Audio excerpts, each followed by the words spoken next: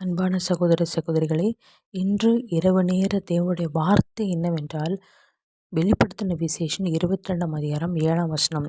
இதோ சீக்கிரமாய் வருகிறேன். இந்த புஸ்தகத்தில் எழுதியிருக்கிற தீர்க்க தரிசன வசனங்களை கைக்கொள்ளுகிறவன் பாக்கியவான் என்றார். இந்த வசனத்தை கேட்டுக்கொண்டிருக்கிற ஜேவ ஜனங்களையும் கர்த்தர் எத்தனையோ தீர்க்க தரிசன வசனங்களை, வாக்குத்த வசனங்களை, ஆறுதலான வசனங்களை, விடுதலை கொடுக்கிற வசனங்களை கொடுத்திருக்கிறான். அந்த வசனங்களை நாம் கடைப்பிடித்து அதை சொல்லி ஜெபிக்க வேண்டும். அதை நமக்கு சொந்தமாக்கி ஜெபிக்க வேண்டும். அதை விசுவாச வார்த்தையாலே சொல்லி ஜெபிக்க வேண்டும்.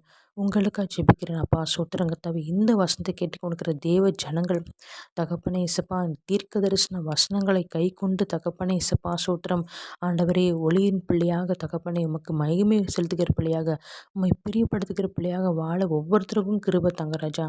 துதி கன மகிமை யாவையும் இயேசு கிறிஸ்துவுக்கே செலுத்துகிறேன். மீட்பர் இரட்சகருமாகிற இயேசு கிறிஸ்து இன்ப நாமத்தில் ஜெபிக்கிறேன் என் ஜீவன் நல்ல பிதாவே. ஆமேன்.